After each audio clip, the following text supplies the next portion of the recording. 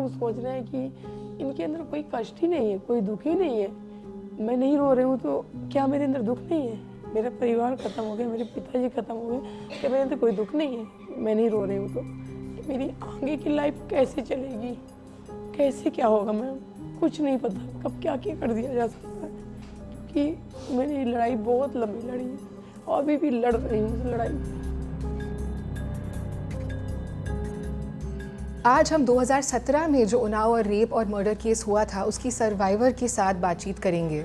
इस केस के जो मेन अक्यूज्ड है farmer BJP MLA Kuldeep Singh Sengar, जिनको कन्विक्शन हुआ, जिनका सेंटेंसिंग हुआ, जिनको फिर बेल मिली और वो अब बेल पे स्टे भी हुआ है।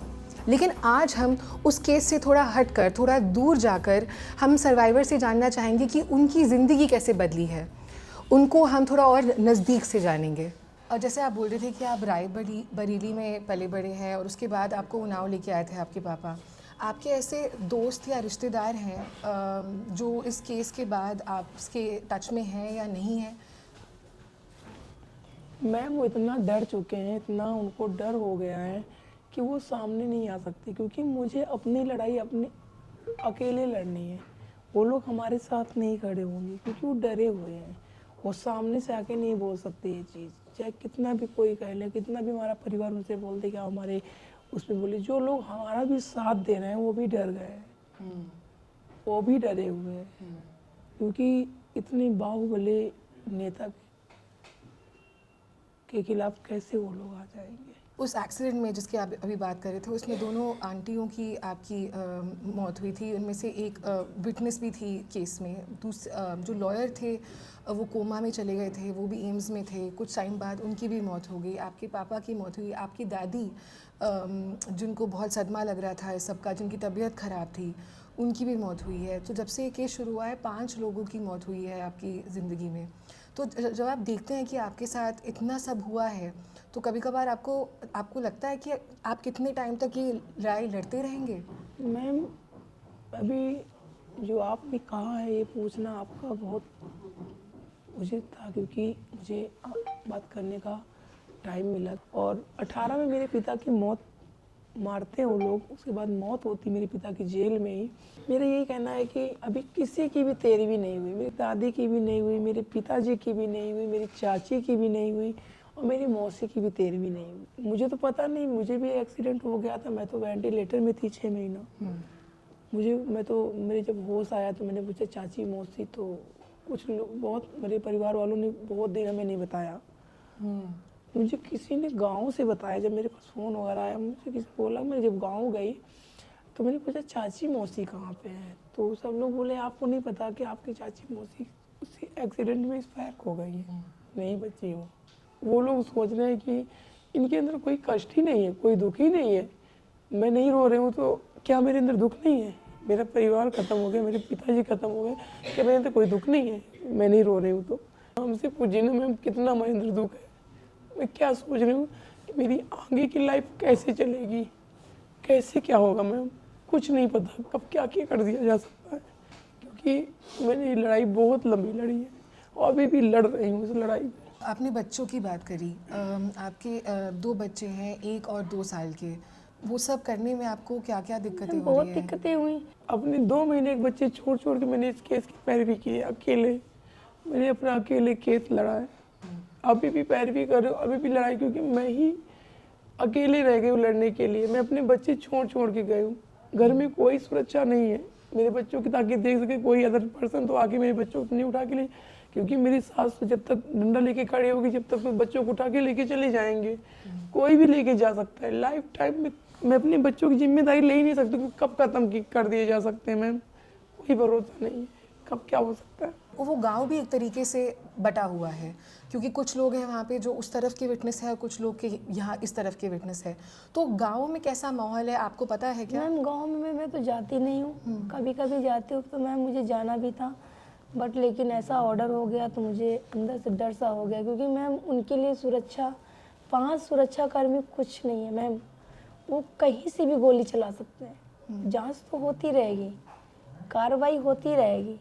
कुलदीप सिंह सेंगर और शशि जी के बारे में हमने काफ़ी पढ़ा हुआ है, उनकी सेंटेंसिंग कन्विक्शन के बारे में, लेकिन जो और 3 लोग हैं, शुभम, नरेश और ब्रिजेश यादव, जिनको आपको बेचा गया था 60,000 रुपये में, इन तीनों के बारे में उनकी वो कहाँ पर हैं अभी? वो अभी बेल पे मैम वो हैं? लोग बेल पे हैं, बाहर हैं। और मैम अभी ये CBI कोर्ट में बहस चल रही है, मेरे बयान हो चुके हैं, सिर्फ जजमेंट आना है।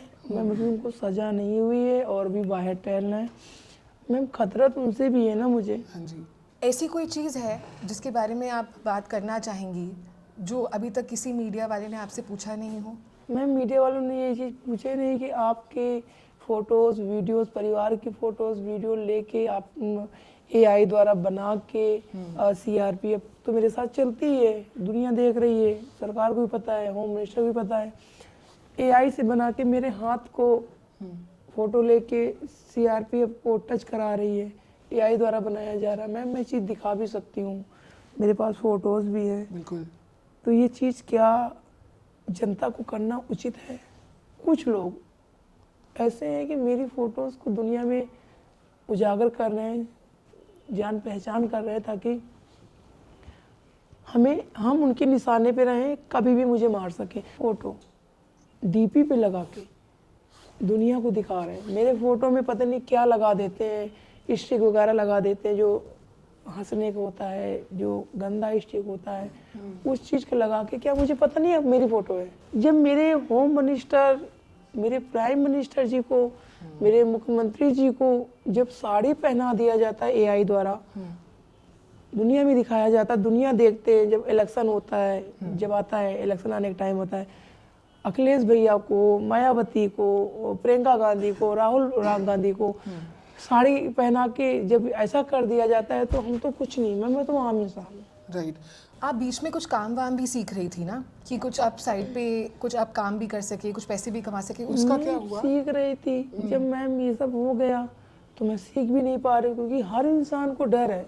जहाँ मैं सिलाई सीखती भी थी, वो खुद डर चुके, बोला बेटा मेरे भी बच्चे हैं, मेरे भी परिवार है, आपके साथ ऐसा हो रहा, कल को वो लोग पता लगाएंगे कि आप यहाँ सिलाई सीख रही, यहाँ कंप्यूटर सीख रही, यहाँ पे पार्लर सीख रही, तो कुछ भी हमें भी थ्रेट पहुँचाया जा सकता है, क्योंकि बेटा आपकी लाइफ कोई नॉर्मल नहीं है।